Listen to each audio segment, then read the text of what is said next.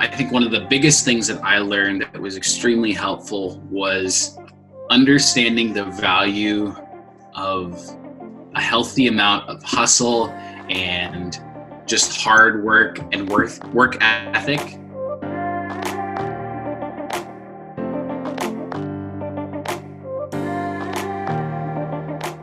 First off, welcome. Thank you for joining. Can you tell us a little bit about yourself and who you are, and kind of tell everyone who's listening? Yeah, so my name is Grant Cadwell. I am a freelance filmmaker from central Wisconsin. I've been doing filmmaking for about 3-ish years now. So what are like a few takeaways, and I'm gonna throw a number out there, 5 like key takeaways that you like learned over the past 3 or 4 years that you've been doing filming that like you would have wished you had known like the first year? Yeah. Learning to work really hard is super valuable, and it's not really exciting because that doesn't have to do with creative or technical skills. It's just like having a good work ethic. Right. So Totally. Yeah. I mean, right now we're kind of in our company going through that exact same thing. We're reading a book about time management, and part of that aspect is like, don't get to the point where you're going to burn out, because if you get to the point where you're going to burn out, it's going to be it's going to disrupt the whole system. And that's right. what you want to kind of put yourself to the point where you can push yourself to the line, but you're not going to cross the line of being burnt out. Yeah. Okay. For number 2, I would say this is huge. I'm super thankful for the people who taught me this. There's a fantastic book. I don't know if you've read it. It's called The Go-Giver.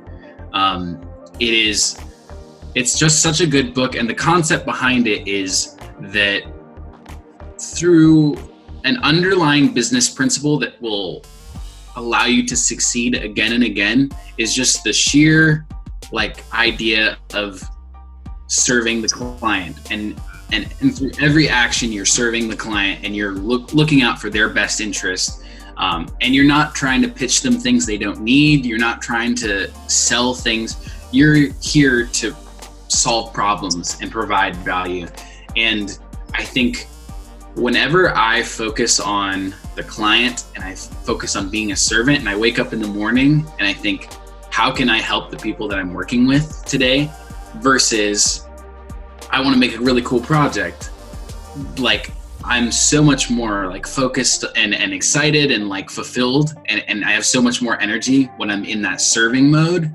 And then as a byproduct, you get to make cool stuff, because fortunately the creative and the business intersect, and good video provides value for people. So I think just this idea of focusing wholeheartedly, 110% serving the client, and at the end of the day, that's what matters, is the people that you're working for, the people that you're serving, are you providing value to them? So yeah, those are great things.